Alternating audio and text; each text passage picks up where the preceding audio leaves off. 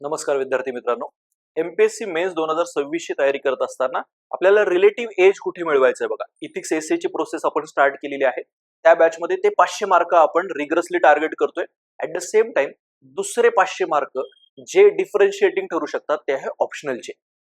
आता ऑप्शनल सारखा vast subject आता या 3-4 3.5 महिन्यामध्ये मी लेक्चर्स बघून कव्हर करू शकत नाही.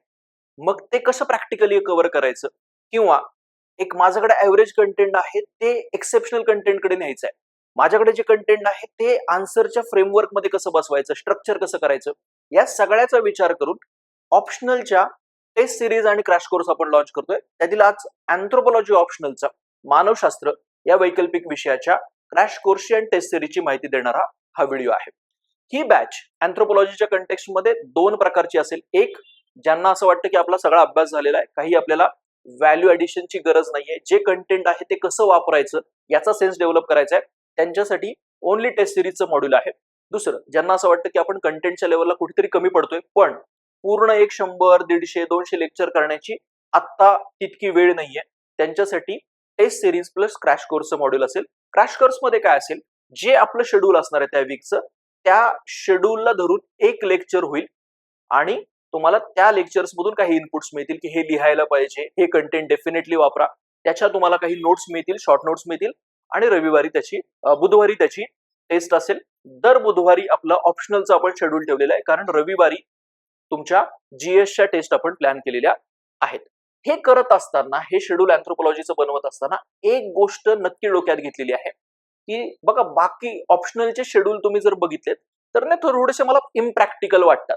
एका वीक मध्ये जे कव्हर करण्याची एक्सपेक्टेशन असते ते होत नाही.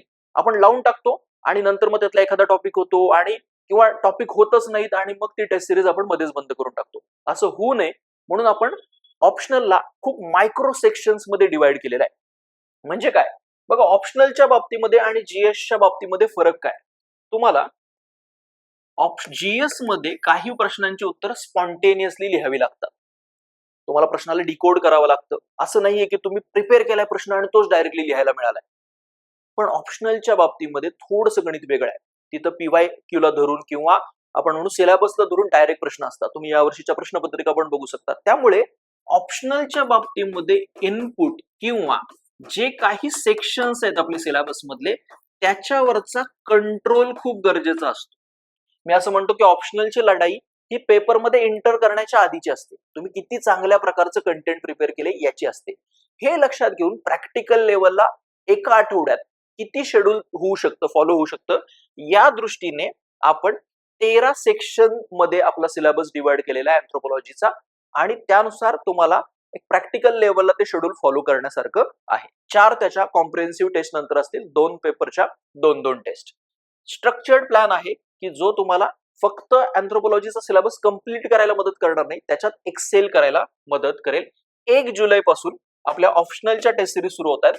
त्याच्यामध्ये अँथ्रोपॉलॉजीची सुद्धा 1 जुलैला टेस्ट सिरीज स्टार्ट होत आहे. आपण पेपर 1 पासून स्टार्ट करत आहोत. पेपर 1 च्या साधारणतः आपण 7 टेस्ट ठेवलेल्या आहेत आणि पेपर 2 च्या 6 टेस्ट ठेवलेल्या आहेत. पेपर 2 च्या जो आर्किओलॉजीचा पोर्शन आहे पेपर 1 पेपर 2 मधला, तो एका टेस्ट मध्ये घेतलेला आहे. सो असं क्युम्युलेटिव्हली 13 टेस्ट असणार आहेत. पुन्हा एकदा, हे मायक्रो लेवलचं प्लॅनिंग कशासाठी आहे की तुम्ही इफेक्टिव्हली शेड्यूल कंप्लीट करायला पाहिजे. आपली रिक्वायरमेंट ओळखा. मला फक्त टेस्ट सिरीजची गरज आहे, की टेस्ट सिरीज सोबत मला काही कंटेंटची मटेरियलची गरज आहे, तर तुम्ही क्रॅश कोर्स लावू शकता. सो काही त्याच्याबाबत तुम्हाला समजा डाऊट असेल अँथ्रोपॉलॉजीच्या अप्रोच बाबत किंवा ही बॅच जॉईन करण्याबाबत, तुम्ही या नंबरवरती कॉन्टॅक्ट करू शकता. 1 जुलैची टेस्ट आपल्याला सगळ्यांना ओपन टू ऑल असणार आहे. ती सुद्धा तुम्ही जॉईन करू शकता किंवा देऊन बघू शकता. थँक्यू.